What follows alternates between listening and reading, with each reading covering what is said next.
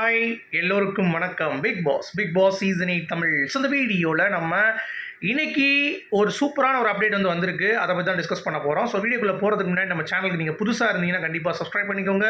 Video மறக்காமல் ஒரு like பண்ணிக்கோங்க. இப்போ நம்ம வீடியோக்குள்ளே போகலாம். லைக் சப்ஸ்கிரைப் மிக முக்கியம், பண்ணிடுங்க அதை. சரியா? ஸோ இந்த வீடியோவில் நம்ம கேப்டன்சி டாஸ்க்கு யார் செலக்ட் ஆகிருக்கா, அதாவது பெஸ்ட்டு ஒர்ஸ்ட் பெர்ஃபார்மன்ஸ் நடந்திருக்கு, அதில் புதிய கேப்டன் 90% கன்ஃபார்ம் ஆகிடுச்சு யார் அப்படிங்கிறத பற்றி பேச போகிறோம். அடுத்து முத்து பார்த்திங்கன்னா ஜாக்லினிடம் அருண் மற்றும் விஷாலோடைய முகத்திரையை கிழித்து எறிந்தார் அப்படிங்கிறதை பற்றியும் டிஸ்கஸ் பண்ண போகிறோம். சரியா? ஸோ ஃபஸ்ட்டு டாபிக் பார்த்திங்கன்னா யாரெல்லாம் பெஸ்ட் பெர்ஃபார்மன்ஸ், யாரெல்லாம் ஒர்ஸ்ட் பெர்ஃபார்மன்ஸ். ஸோ பெஸ்ட்டில் பார்த்திங்கன்னா ரஞ்சித். ஏன்னா ரஞ்சித்ன்றீங்களா? இல்லை, ஒர்ஸ்ட் பெர்ஃபார்மன்ஸில் ரஞ்சித்தும் பவித்ராவும். ஸோ பவித்ரா பொறுத்த வரைக்கும் இந்த டாஸ்கில் ஏதாவது இம்ப்ரூவ்மெண்ட் இருந்துச்சான்னு கேட்டிங்கன்னா, எனக்கு தெரிஞ்சு ஒர்க்கராக இருக்கும் பொழுது 2-3 விஷயம் இருந்தது. பட் மேனேஜர் ஆனப்பறம் அவங்களுக்கு பங்களிப்பு இல்லை. பட் தர்ஷிகாலாம் என்ன தான் பண்ணாங்கன்னு தெரில, ஜெஃப்ரி என்ன பண்ணான்னு தெரில. ஸோ அவங்களுக்கெல்லாம் நாமினேஷன் ஃப்ரீ பாஸ் கிடைக்குது, அவன் வரமாட்டான் ஒர்ஸ்ட் பெர்ஃபார்மன்ஸில், என்னன்னே எனக்கு புரிய மாட்டேங்குது. ஆனால் செலக்ட் பண்ணது பவித்ராவை. இது அன்ஃபேர் தான். ஏன்னா பவித்ராவோட நிறைய பேர் ஒழுங்காக தெரியாமல் இருந்தாங்க அப்படிங்கிறது தான். அவங்கள செலக்ட் பண்ணியிருக்கலாம். அடுத்து இன்னொரு ஒர்ஸ்ட் பார்த்திங்கன்னா நம்ம ரஞ்சித் சார். இது எதுக்குன்னே தெரில. ஏன்னா அவர் இந்த ஒர்க்கராக ஒரு யாரும் சண்டை வரக்கூடாது அப்படின்னு சொல்லி பக்கா கேம் ஆடினது அவர் தான் எனக்கு தெரிஞ்சு. ஒர்க்கரில் அவர் கொஞ்சம் ஒன்றும் பண்ணலைனாலும் வேலையை பார்த்துட்டு கரெக்டாக போகிற ஒர்க்கர் அப்படிங்கிறது தாண்டி இன்னும் இருக்காங்க. ஒன்றுமே பண்ணாமல் ஸ்க்ரீன் கூட தெரியாமல் இருக்கிறவங்க இருக்காங்க அப்படிங்கிறது தான். பட் இட்ஸ் ஓகே, ரஞ்சித் ஓரளவுக்கு ஓகே. பட் பவி எனக்கு தெரிஞ்சு ஒர்ஸ்ட்டில் டிசர்வ்ட் இல்லைங்கிற மாதிரி எனக்கு தோணுது. ஓகேங்களா? அடுத்து பெஸ்ட்டில் பொறுத்த வரைக்கும் ஜாக்லின்.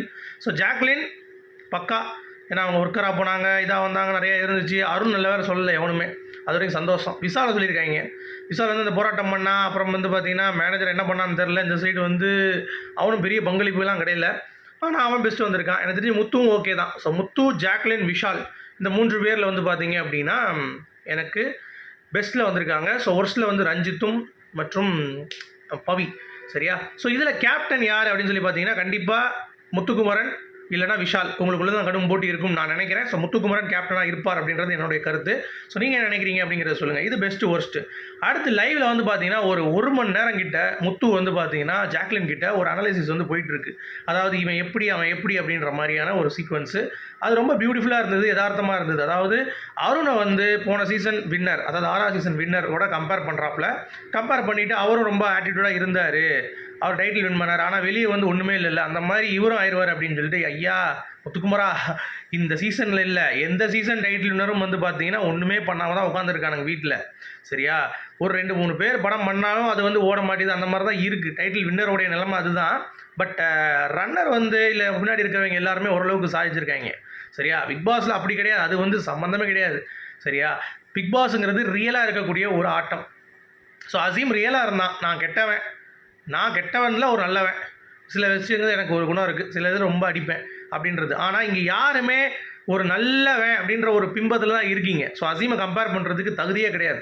யாராக இருந்தாலும் சரி, முத்துக்குமரனாக இருந்தாலும் சரி, எவனாக இருந்தாலும் சரி. ஏன்னா அவன் காட்டிட்டான் இதுதான் நாம்பா அப்படின்ட்டு. ஆனால் நீங்கள் முழுசாக காட்டலையே.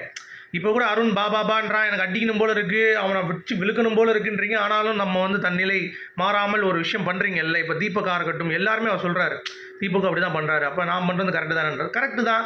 ஏன்னா அது அன்வான்டாக ஏதோ ஒரு கேஸ் கிரியேட் பண்ணக்கூடாதுன்னு நினைக்கிறீங்க. அசீம் அதை பண்ணான், ரிஸ்க் எடுத்தான், அவன் கோவத்தை காட்டினா. இயல்பாக அசீம்னா என்ன அப்படின்றத நம்ம தெரிஞ்சுக்கிட்டோம். பட் முத்துக்குமரன் என்னங்கிறது நமக்கு தெரியல. எல்லாருமே இந்த வீட்டில் சேஃப் கேம் தான் ஆடிட்டு இருக்கீங்க. அது அந்த கம்பேரிசன் கிடையாது. அருண் ஒரு டப்பா, அசீம் கூட கம்பேர் பண்ணாதீங்க, அது உங்களுக்கு தெரியாது. அவனவும் டைட்டில் வின்னர் ரேஞ்சுக்கு பார்த்தீங்கன்னா பேசிகிட்டு இருக்கீங்க. அவன் ஒரு வெங்காயத்துக்கும் பார்த்தீங்கன்னா செட் ஆக மாட்டேன் அப்படிங்கிறது தான்.